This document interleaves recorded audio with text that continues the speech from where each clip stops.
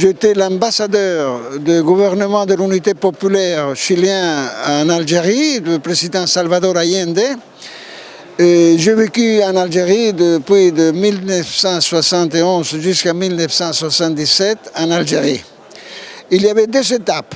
L'étape diplomatique proprement dit, comme ambassadeur du Chili, et après comme représentant des mouvements antifascistes chiliens contre Pinochet, qui a fait le coup d'État le 11 septembre de 1973.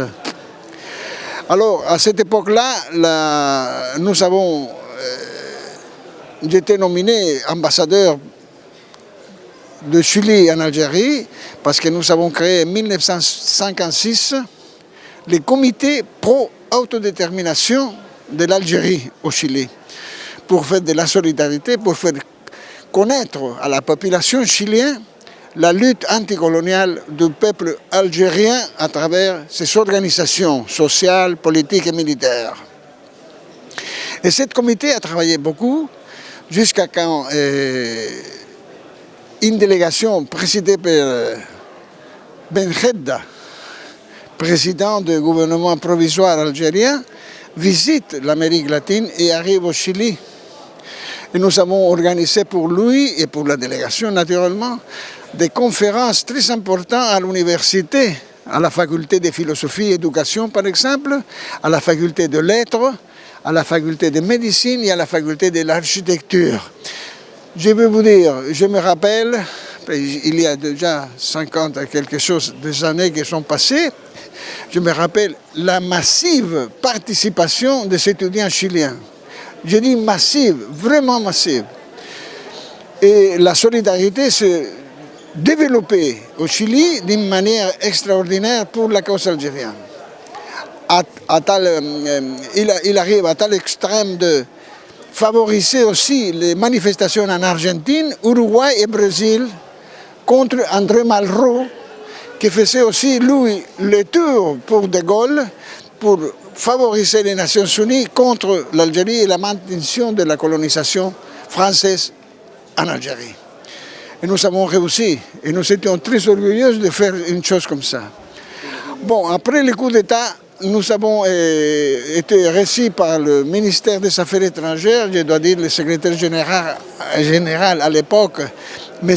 Adjali, qui nous a dit, avec Jeloul Malaika, vous pouvez créer un bureau d'information antifasciste chilien à Alger. Ce que nous avons fait, et nous l'avons créé, et localisé à la rue Rabannoël. Et nous avons de tout. Enfin, tous les moyens techniques. Et nous avons développé une action extraordinaire, vraiment extraordinaire.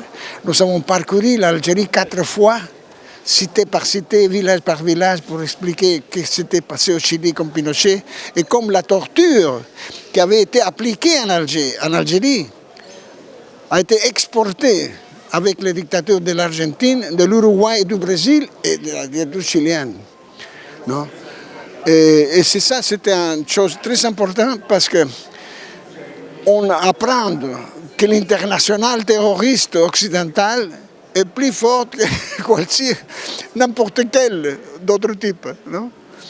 Alors, ce bureau a travaillé beaucoup. Et finalement, Pinochet est parti.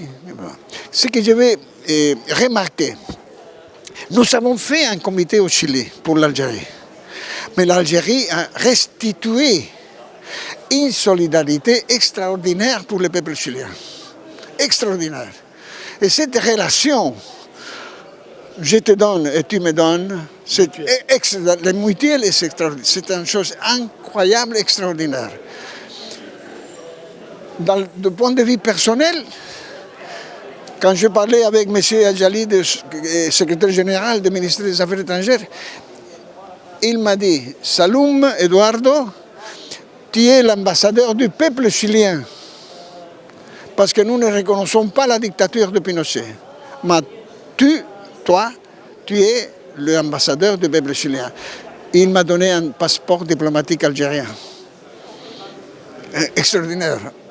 Unique dans le monde. Je ne connais aucun pays qui a fait une chose comme l'a fait l'Algérie avec les mouvements de résistance chiliens contre une dictature féroce comme celle de Pinochet.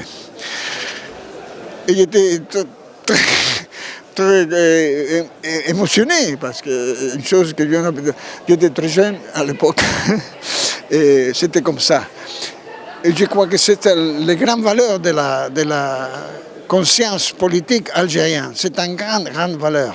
À l'époque, vous rappelez, même si vous n'étiez pas né, l'Algérie c'était le centre, la Mecque, comme a dit Amilcar Cabral, la Mecque des mouvements de libération nationaux de l'Afrique, mais aussi du Moyen-Orient avec la Palestine et l'Amérique latine. C'était incroyable. Un appui considérable que même pas l'Union soviétique ne concédait pas.